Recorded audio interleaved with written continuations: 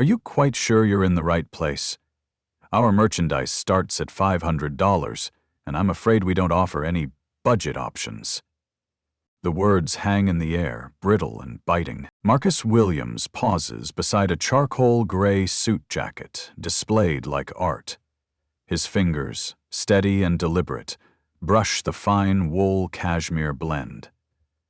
He studies the $2,800 0 cents price tag without flinching, his expression unreadable. The marble floors gleam like mirrors under the carefully positioned track lighting of Sterling Boutique, where Italian designer suits hang like sacred vestments behind temperature-controlled glass displays. Each silk tie costs more than most people's weekly grocery budget, and every price tag tells a story of absolute exclusivity. $500 marks the entry point to this temple of luxury. With some pieces climbing toward 5 figures, Marcus had entered moments ago, pushing through the boutique's heavy glass doors. His jeans were well worn but clean, his black hoodie plain and logo-free.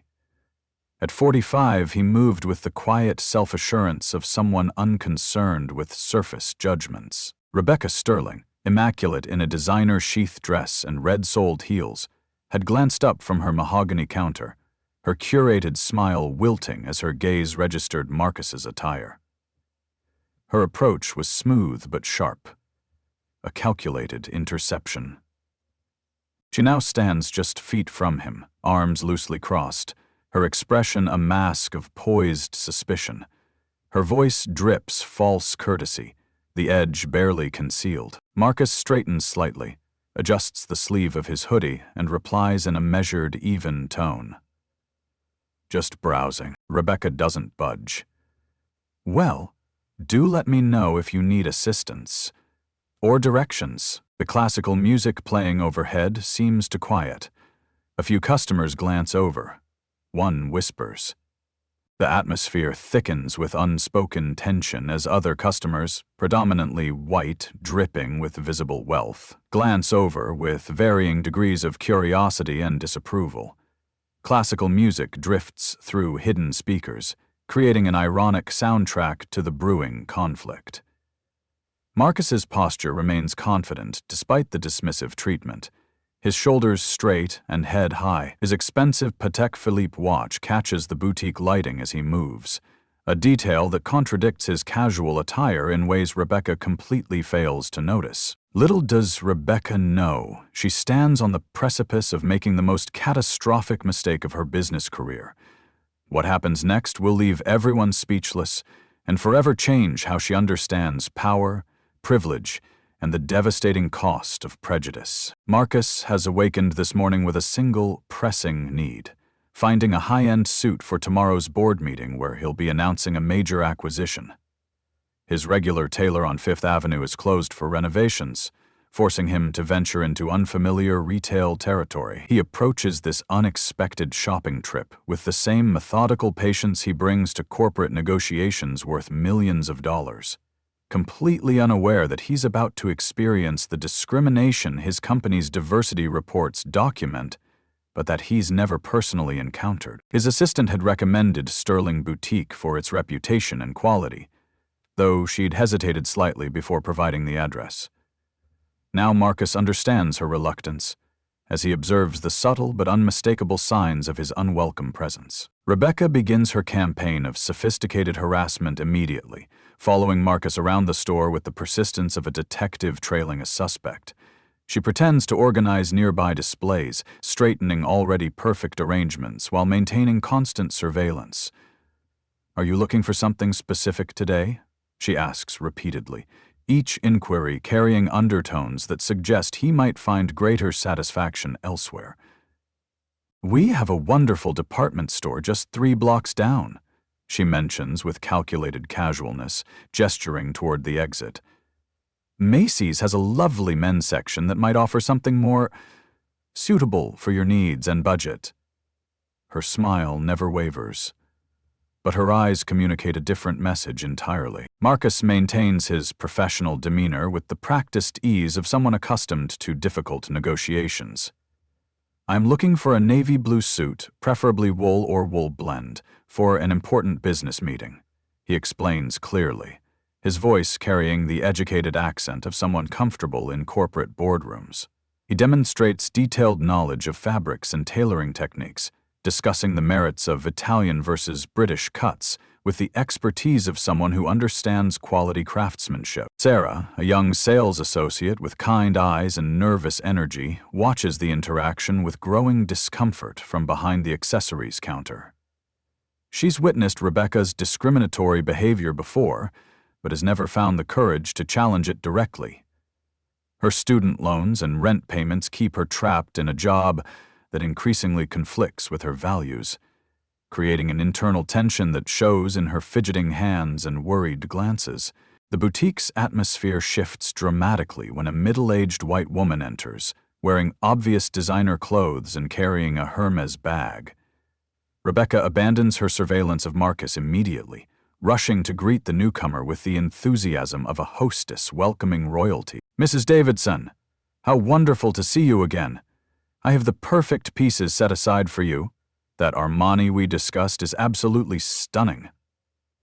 Rebecca's voice transforms completely, becoming warm and genuinely welcoming in ways that highlight the coldness of her treatment toward Marcus. Meanwhile, the security guard, a large man named Joe who clearly feels uncomfortable with his instructions, positions himself conspicuously near Marcus. He follows unspoken orders that hang heavy in the air, his presence designed to intimidate rather than protect. Rebecca returns to her quarry after ensuring Mrs. Davidson feels properly pampered, escalating her tactics with comments about payment methods and store policies that seem to apply selectively. "We do require proper identification and pre-authorization before allowing customers to handle our more expensive merchandise," she explains. Though no such requirement was mentioned during Mrs. Davidson's visit, she discusses shrinkage issues loudly enough for Marcus to hear, making veiled references to inventory protection and insurance requirements. Her comments about our usual clientele and the type of customers who truly appreciate fine clothing carry unmistakable implications about who belongs in this space. Marcus finds himself engaged in an internal debate about whether to reveal his identity or allow this authentic experience of discrimination to unfold naturally. He recognizes this as an unexpected learning opportunity, a chance to understand what many customers, including those who shop at his own company's stores, experience regularly. Corporate diversity reports have documented these patterns, but experiencing them firsthand provides education no boardroom presentation could match. He remains focused on his immediate need while quietly documenting the escalating patterns of bias. His smartphone discreetly captures audio recordings that will later serve multiple purposes, though Rebecca remains oblivious to the evidence being compiled against her. The conflict deepens into dangerous territory the moment Marcus sets his sights on a navy blue suit that perfectly captures his vision of executive elegance. The $3,500 Brioni carries the understated elegance appropriate for tomorrow's board meeting, and Marcus examines it with the practiced eye of someone who appreciates quality tailoring. "I'd like to try this on," he tells Sarah, who approaches with genuine helpfulness that contrasts sharply with her boss's hostility. Rebecca intervenes immediately, her voice sharp with suspicion.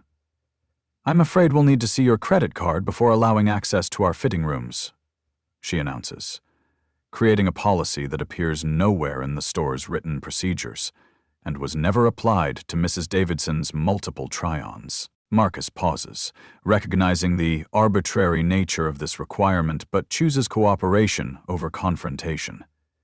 He produces his American Express Centurion card, the legendary black card that typically commands instant respect in luxury establishments. Rebecca examines it with exaggerated scrutiny, holding it up to the light as if searching for signs of forgery. "This is quite an expensive card," she remarks suspiciously. "How did you come to possess this particular credit instrument?" Her question implies that someone like Marcus, couldn't legitimately own such a prestigious financial product. Other customers begin noticing the unequal treatment, their conversations dying as they witness the blatant discrimination unfolding before them. Mrs. Davidson looks increasingly uncomfortable, having witnessed the stark difference in service quality. A young couple near the accessories display exchanges worried glances, clearly recognizing the injustice, but uncertain how to respond. Sarah attempts to help by retrieving the suit and preparing the fitting room, but Rebecca repeatedly undermines her efforts. "Sarah, please, help the gentleman at the register," she instructs with false urgency, effectively removing any potential ally from the situation. "I'll handle this particular customer personally." Other staff members follow Rebecca's lead with varying degrees of enthusiasm, creating a hostile environment that makes Marcus's presence feel increasingly unwelcome. The senior sales associate, Janet, seems comfortable with the discrimination, while David, a newer employee, appears conflicted, but remains silent to protect his employment. Rebecca justifies her behavior with increasingly elaborate explanations. "We've had some unfortunate incidents recently," she claims vaguely, "which require us to take extra precautions with certain types of customers. Insurance companies, you understand. They're very particular about liability issues and inventory protection." Her references to previous incidents grow more specific and less believable with each iteration.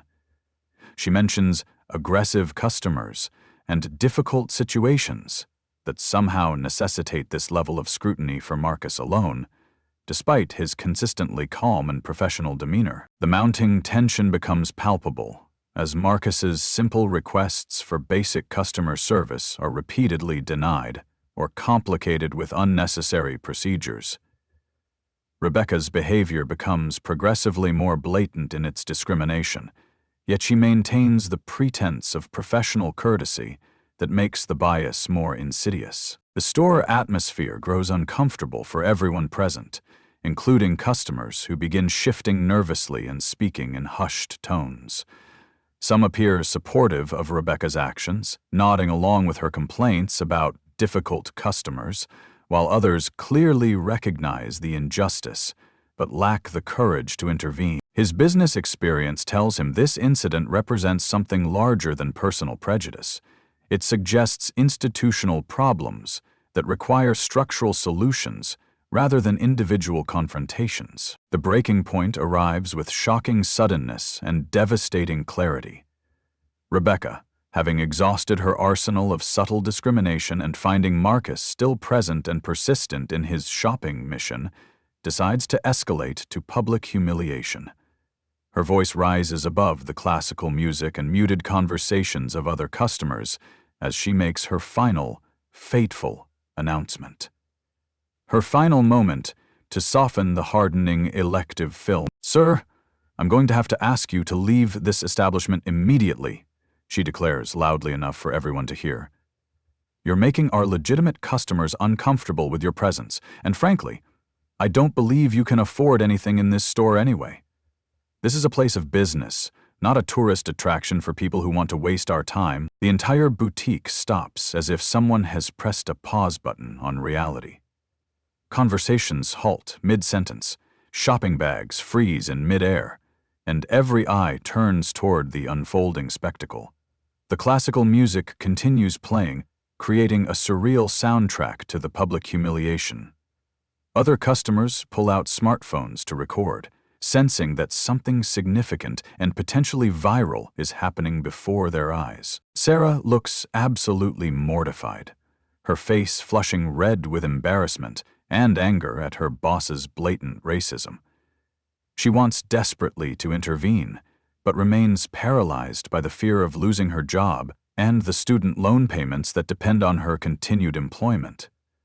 Her internal conflict plays out visibly in her clenched fists and rapid breathing. The security guard approaches Marcus with obvious reluctance, his body language communicating discomfort with the situation, while remaining bound by his employment obligations. "Sir, I'm going to have to ask you to comply with the store owner's request," he says quietly, his voice lacking conviction. Marcus responds with calm dignity that stands in stark contrast to Rebecca's escalating hysteria.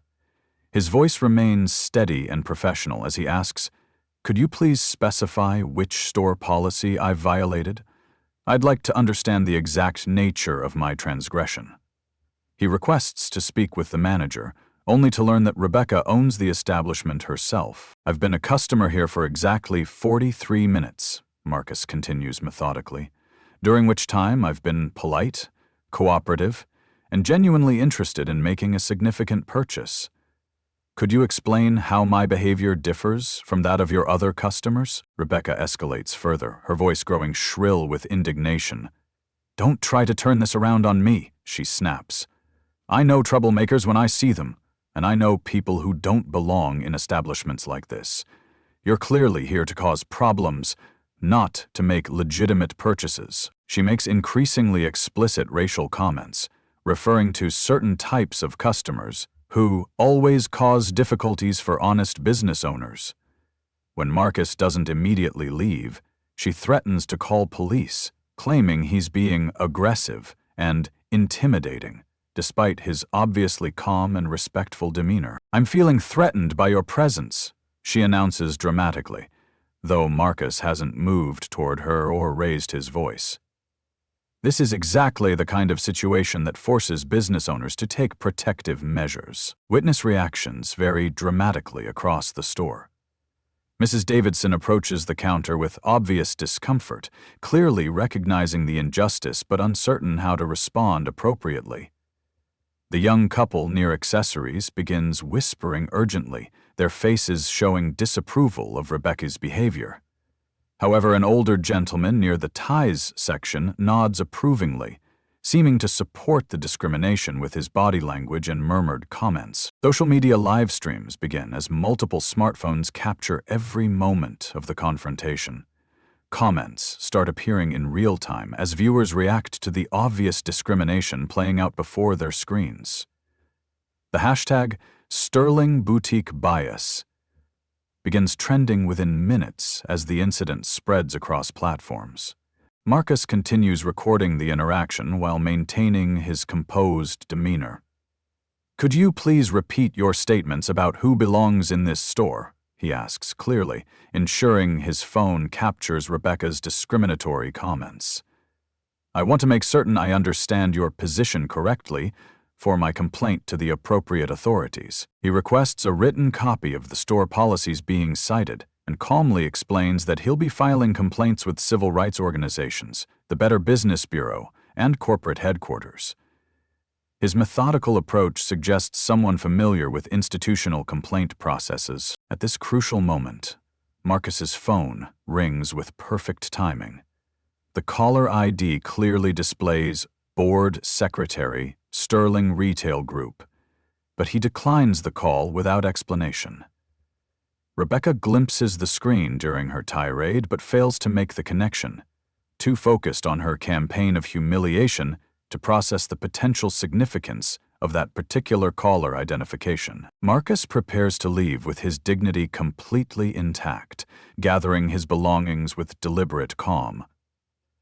"I'll be returning tomorrow to discuss this matter further with the appropriate parties," he states evenly, his voice carrying undertones that should have warned Rebecca of impending consequences.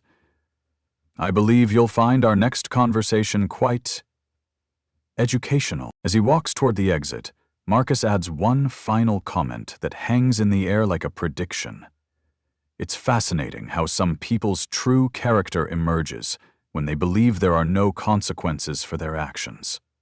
Tomorrow should prove very interesting indeed. Marcus returns the next morning, determined to complete his original mission of purchasing a suit despite yesterday's humiliation. His overnight reflection has convinced him that backing down would only enable Rebecca's discriminatory behavior to continue unchecked. He enters Sterling Boutique wearing the same casual attire, carrying himself with quiet dignity as he approaches the navy suit he had attempted to try on the previous day. Rebecca's face hardens with recognition and fury. Yesterday's viral incident has brought unwanted attention to her store, and she views Marcus's return as a direct provocation. "I thought I made it clear you're not welcome here," she announces loudly, ensuring other customers hear her declaration. "I'm here to make a legitimate purchase," Marcus responds calmly, examining the Brioni suit with renewed interest. "I believe your store is open to the public, and I haven't violated any actual policies." The tension escalates immediately as Rebecca realizes that Marcus isn't intimidated by yesterday's confrontation. Her desperation to regain control manifests in increasingly erratic behavior that will soon cross into criminal territory. "Security!" Rebecca calls sharply to Joe, who approaches with obvious reluctance. "I want this man searched immediately. Check his pockets and bag thoroughly." Sarah gasps audibly from behind the counter, recognizing that Rebecca has crossed a legal line. "Mrs. Sterling, we can't just search customers without—" "I'm the owner of this establishment," Rebecca cuts her off sharply. "I have every right to protect my merchandise from theft." She turns to Marcus with venomous satisfaction. "Empty your pockets. Now." Marcus remains composed despite the shocking escalation. "On what grounds are you demanding to search me? What specific item do you believe I've taken?" Rebecca's eyes dart around the store frantically before settling on a missing silk pocket square from a nearby display. "That Hermes pocket square was there an hour ago. It's worth $300 and now it's missing." Her accusation hangs in the air like an explosive device. "I haven't touched any pocket squares," Marcus states clearly. But Rebecca has already committed to her false narrative. "Search him," she orders Joe again. "I'm certain he's concealing stolen merchandise." Joe hesitates, understanding the legal implications of physically searching a customer without evidence. "Ma'am, I really think we should call the police if you believe a theft has occurred." "Search him now, or you're fired," Rebecca threatens, her voice rising to near hysteria. "I will not allow criminals to steal from my store while my own security stands around doing nothing." The few customers present watch in stunned silence as the situation spirals completely out of control. Mrs. Davidson looks horrified, while other shoppers begin filming again, recognizing that they're witnessing something potentially criminal rather than merely discriminatory. Marcus spreads his arms slightly, maintaining his dignity even as he's subjected to this ultimate humiliation. "I'll submit to your search to prove there's nothing to find, but I want everyone to understand that this is being done without cause or evidence.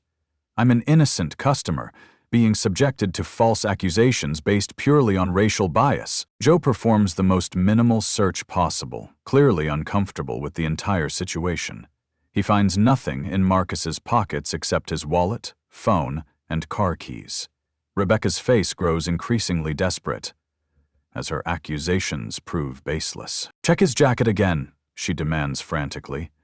"He must have hidden it somewhere. People like him are very clever about concealing stolen items." "Mrs. Sterling," Sarah interjects with newfound courage, "the pocket square fell behind the display case an hour ago.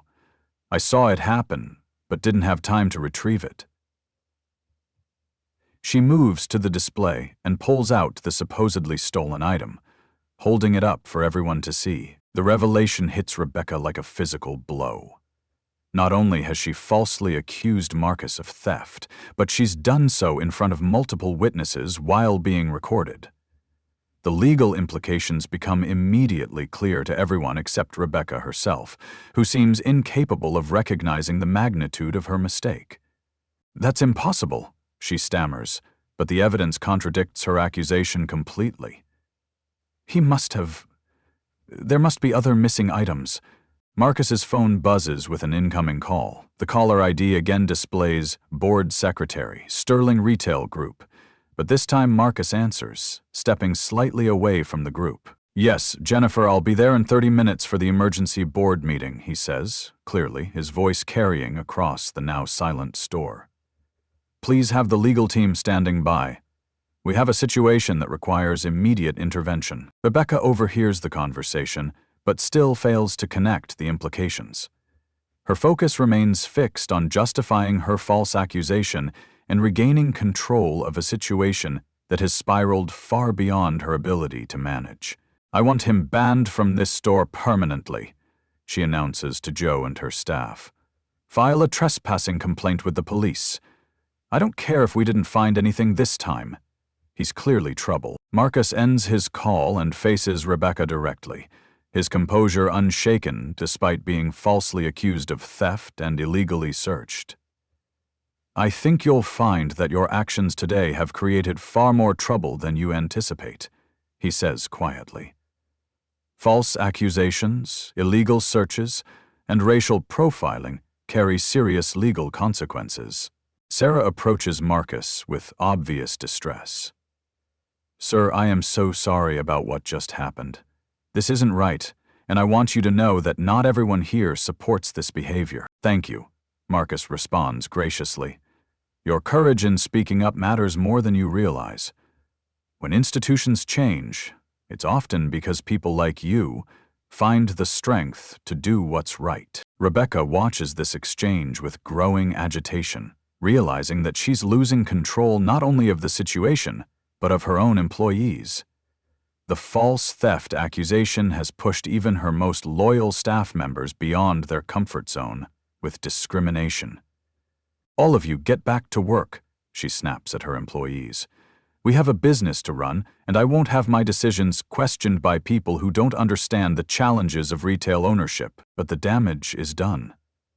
The false accusation, illegal search, and continued harassment have been captured on multiple phones, and will soon join yesterday's videos in creating an undeniable pattern of racist behavior that extends beyond simple customer service discrimination into potential criminal conduct. Marcus prepares to leave, knowing that Rebecca has provided all the evidence necessary for comprehensive legal action.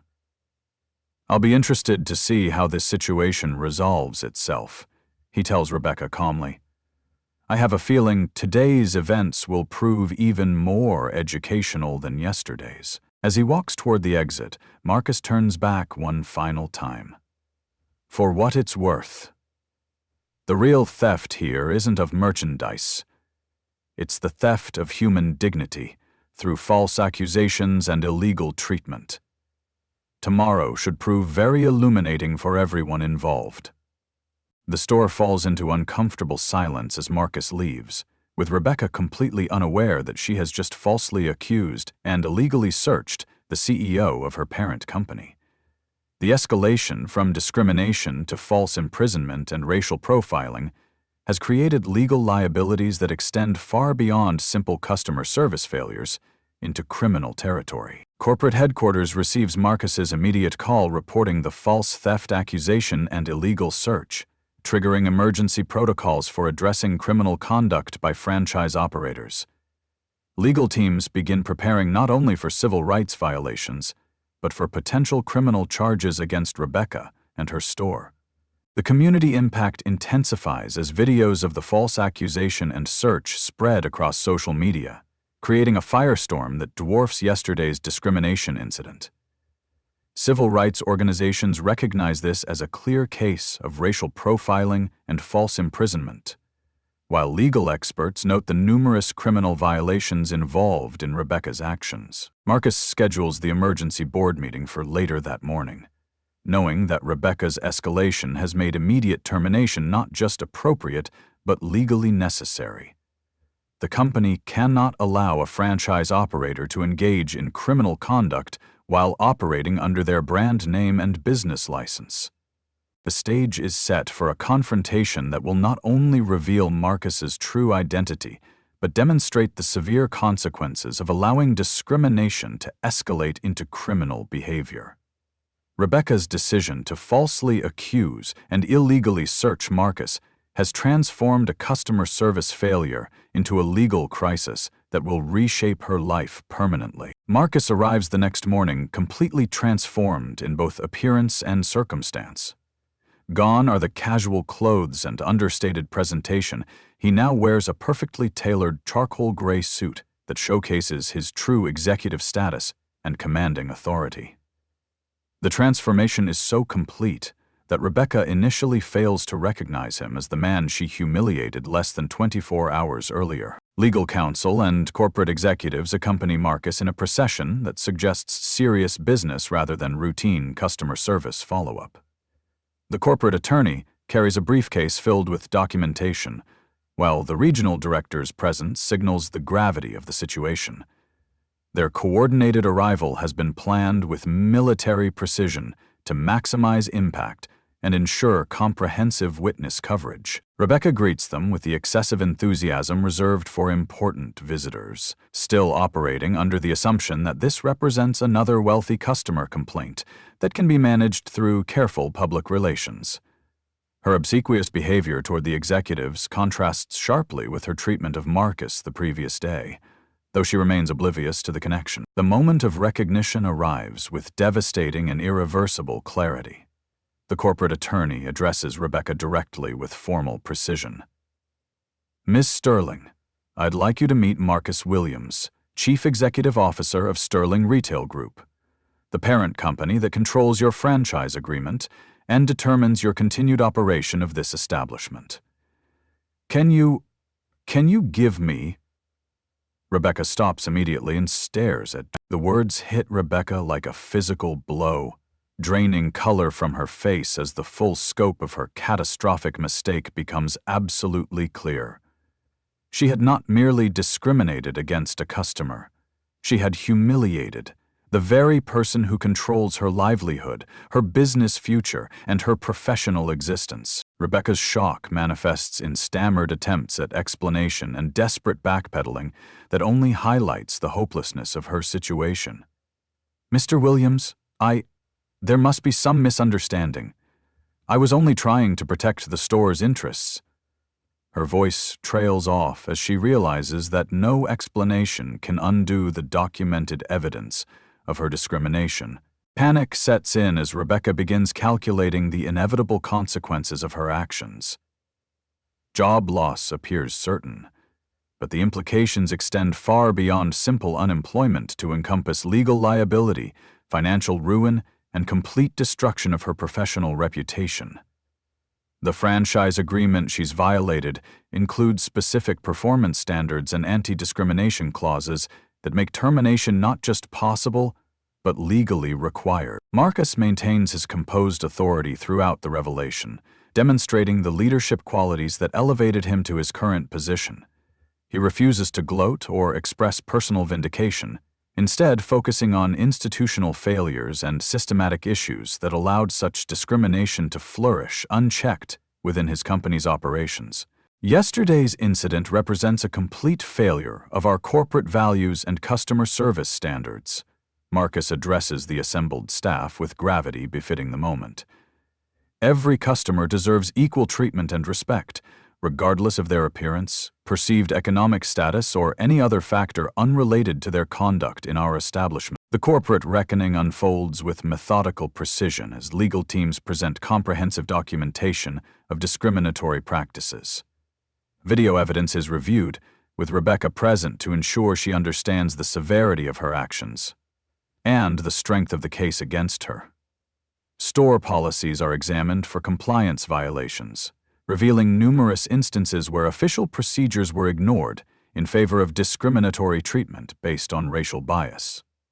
Financial calculations demonstrate the enormous cost of discrimination, both in terms of customers driven away and potential legal liability from civil rights violations. The impact extends beyond individual incidents to encompass systematic patterns of bias that have damaged the company's reputation and exposed it to significant legal risk. Staff reactions vary dramatically as the truth emerges and power dynamics shift completely. Sarah expresses profound relief that discrimination is finally being addressed by people with the authority to create meaningful institutional change. Her voice shakes with emotion as she describes the moral conflict she's experienced, witnessing repeated incidents of bias. Other employees reveal additional incidents they've witnessed, painting a comprehensive picture of routine discrimination that extends far beyond Marcus's experience. The security guard admits to following discriminatory instructions that made him increasingly uncomfortable, acknowledging his role in perpetuating an unwelcoming environment for minority customers. Janet, the senior sales associate, attempts to justify her support for Rebecca's policies, but her explanations sound increasingly hollow when confronted with video evidence and legal standards.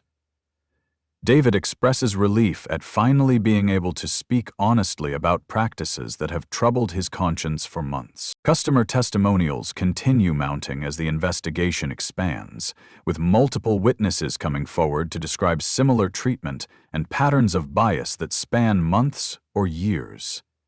The evidence builds an overwhelming case for systematic discrimination that cannot be dismissed as isolated incidents, personal misunderstandings, or simple customer service failures. Marcus addresses the entire store staff with the comprehensive authority of someone accustomed to institutional transformation. Yesterday, I experienced firsthand what many of our customers face regularly when they attempt to shop in our establishments. This discrimination ends today, effective immediately. We're implementing comprehensive changes to ensure every customer receives equal treatment and respect, regardless of their appearance or any factors unrelated to their conduct as customers. Institutional accountability takes immediate and visible form through sweeping policy reviews and structural changes. Corporate policies are strengthened with specific language addressing discrimination, harassment, and bias in all customer interactions. Mandatory diversity training is announced for all staff members, with ongoing education requirements and regular assessment of progress in creating inclusive environments. Customer service protocols are completely restructured to eliminate subjective judgments that enable discriminatory treatment. New reporting mechanisms for discrimination are established, creating safe and anonymous channels for employees and customers to address future incidents without fear of retaliation or dismissal. Rebecca faces immediate consequences that reflect the severity of her actions and the company's commitment to zero tolerance for discrimination. Her franchise agreement is suspended immediately pending a full investigation, with termination proceedings already underway based on the documented evidence of policy violations and discriminatory practices. Personal liability for civil rights violations exposes Rebecca to significant financial consequences that may consume much of her personal wealth. The requirement for a public apology adds professional humiliation to her legal and financial troubles, ensuring that her actions become a matter of public record. The immediate consequences for Rebecca unfold with swift and decisive force. Her franchise agreement is terminated, effective immediately, stripping her of ownership and control over the boutique she has operated for 7 years. Personal assets face potential seizure, pending discrimination lawsuits that promise to consume much of her accumulated wealth and financial security. Her professional reputation lies in complete ruins, destroyed by her own documented actions and broadcast across social media platforms for permanent public viewing. The video evidence ensures that her discriminatory behavior will follow her indefinitely, making future employment in retail or customer service virtually impossible. Corporate restructuring begins immediately as the store is placed under direct corporate management with a completely new leadership team. The new management implements inclusive policies specifically designed to welcome all customers, regardless of appearance, perceived economic status, or any other factors unrelated to their conduct as shoppers. All staff members undergo comprehensive sensitivity training that addresses both conscious and unconscious bias in customer service interactions. The training includes role-playing exercises, cultural competency education, and specific protocols for ensuring equal treatment of all customers.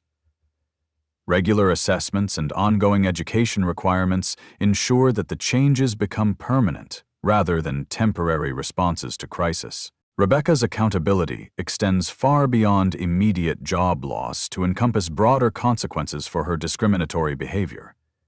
She is required to attend mandatory sensitivity training at her own considerable expense, though her defensive attitude suggests she views this as punishment rather than genuine education about the impact of discrimination. Legal settlements with affected customers drain her financial resources, while establishing important precedents for future discrimination cases. The civil rights violations she committed carry both financial penalties and potential criminal liability that may result in additional consequences beyond simple employment termination. The community impact extends far beyond the individual store. As local business associations distance themselves from Rebecca's actions and implement their own anti-discrimination initiatives, other retailers begin comprehensive reviews of their own customer service practices, recognizing that discrimination carries both moral and significant financial costs. Civil rights organizations use the case as a powerful training example, demonstrating how individual bias can reflect broader systematic problems requiring institutional intervention. The comprehensive documentation of discriminatory practices provides educational material for sensitivity training programs throughout the region. Institutional reforms reshape the entire corporate structure as company-wide policy reviews identify and address potentially discriminatory practices across all franchise locations. Anonymous reporting systems for discrimination are established and promoted, creating safe channels for employees and customers to address bias without fear of retaliation or dismissal. Regular audits of customer service practices become standard procedure across all locations, ensuring that equal treatment remains an ongoing priority rather than a temporary response to crisis. These audits include mystery shopper programs specifically designed to test for discriminatory treatment of minority customers. Executive compensation structures are modified to include diversity and inclusion metrics, ensuring that leadership advancement depends partly on success in creating welcoming environments for all customers.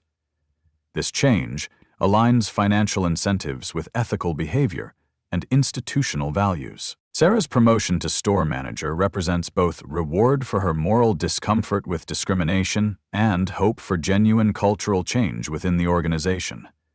She becomes a passionate advocate for inclusive customer service throughout the retail chain, leading training programs that help other locations avoid similar incidents and create genuinely welcoming environments.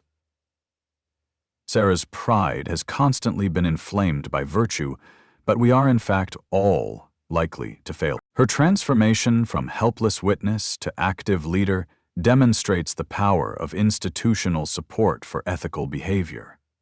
With corporate backing, she implements innovative customer service approaches that become models for other locations throughout the company. Legal resolution provides both justice and important precedent, as discrimination lawsuits are settled in Marcus's favor and on behalf of other affected customers. Punitive damages, awarded specifically to discourage future discrimination, send clear messages about the financial cost of bias and the legal consequences of civil rights violations. The legal precedent established for corporate accountability strengthens civil rights protections for future victims of discrimination, while clarifying the responsibility of parent companies for franchise operations. This precedent will influence similar cases throughout the retail industry. Marcus demonstrates remarkable grace in victory, choosing not to pursue maximum financial penalties against Rebecca personally, while focusing instead on systematic change rather than individual punishment. He offers Rebecca opportunities for rehabilitation through community service and education, emphasizing learning and growth over simple vengeance.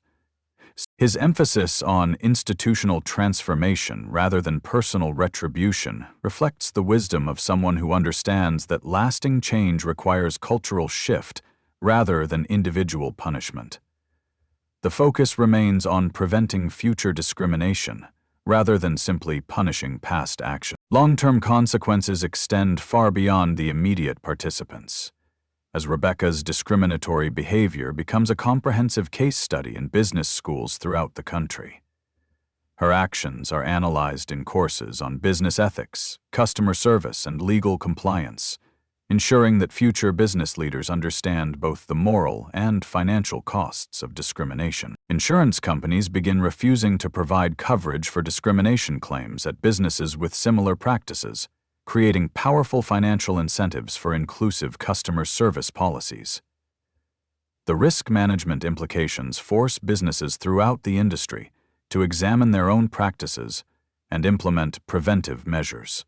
Industry-wide changes in customer service standards reflect growing recognition that discrimination damages both moral standing and profit margins. Professional organizations develop new certification programs for inclusive customer service, while industry publications feature extensive coverage of best practices for avoiding discriminatory treatment. Other executives begin implementing similar undercover assessment programs to evaluate customer service quality and identify potential discrimination within their own organizations. This trend toward personal accountability creates cultural pressure for genuine institutional change, rather than superficial policy adjustments. Marcus reflects thoughtfully on the experience and its broader implications for both business and society. This experience provided a powerful reminder that discrimination isn't merely about individual prejudice or personal bias. He explains to the assembled staff, media representatives, and community leaders. It represents systematic failures that allow bias to flourish unchecked, creating environments where some customers feel unwelcome while others receive preferential treatment based on appearance rather than conduct. His systematic analysis acknowledges that discrimination affects countless customers daily, many of whom lack the resources, authority, or knowledge necessary to address the injustice they experience. Marcus recognizes the privilege of his position to create meaningful institutional change, while emphasizing the critical importance of corporate leadership in advancing social justice and equal treatment. The ripple effects of accountability extend far beyond individual incidents to encompass broader cultural shifts in how businesses approach customer service, employee training, and institutional responsibility. The case demonstrates that meaningful change requires sustained commitment rather than temporary responses to crisis. Community transformation begins as the Sterling Boutique becomes a recognized model for inclusive customer service practices. Other businesses voluntarily adopt similar anti-discrimination policies. Recognizing both the moral imperative and compelling business case for treating all customers with equal respect and dignity. Local civil rights organizations partner with corporate training programs to create ongoing education initiatives that address discrimination at its cultural and institutional roots. These partnerships ensure that change extends beyond individual businesses to encompass broader community commitment to equality and inclusion. Marcus's broader vision encompasses comprehensive company-wide diversity initiatives that extend far beyond simple policy changes to create fundamental cultural transformation.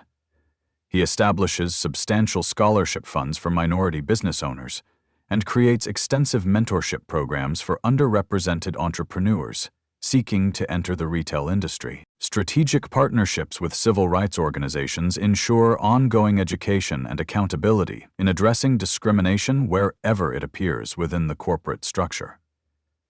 These relationships provide external oversight and expertise in maintaining progress toward genuine equality and inclusion. The institutional legacy of this case extends far beyond retail establishments to influence broader discussions about corporate responsibility, social justice, and the role of business leadership in creating equitable societies. Legal precedent strengthens civil rights protections for future victims of discrimination, while business schools incorporate comprehensive case studies into ethics curricula. Industry standards for customer service are permanently elevated as discrimination becomes increasingly costly for businesses that fail to adapt to changing social expectations and legal requirements. Professional development programs now include mandatory training on recognizing and preventing discriminatory practices. Hope for the future emerges as the next generation of business leaders inherits more inclusive practices and significantly higher expectations for equal treatment of all customers. Community trust in corporate accountability is gradually restored through concrete actions and measurable results, rather than empty promises or superficial policy changes. Social justice movements gain valuable corporate allies who understand that diversity and inclusion benefit both society and business success. These alliances create sustainable pressure for continued progress toward equality and institutional accountability. Marcus concludes with an empowering message that resonates far beyond the immediate situation and participants. Every time you witness discrimination in any form, you face a fundamental choice about the kind of society you want to help create. Will you be a passive bystander who allows injustice to continue unchallenged? Or will you be an active part of the solution that creates a more equitable world for everyone? Your voice matters more than you realize. Your actions carry weight beyond your imagination, and your courage can change lives in ways you may never fully understand or appreciate. The call to action extends beyond passive observation to active engagement in creating meaningful change through personal choices and community involvement. Marcus encourages everyone to share their experiences with discrimination while supporting businesses that demonstrate genuine commitment to inclusive practices, rather than superficial compliance with legal requirements.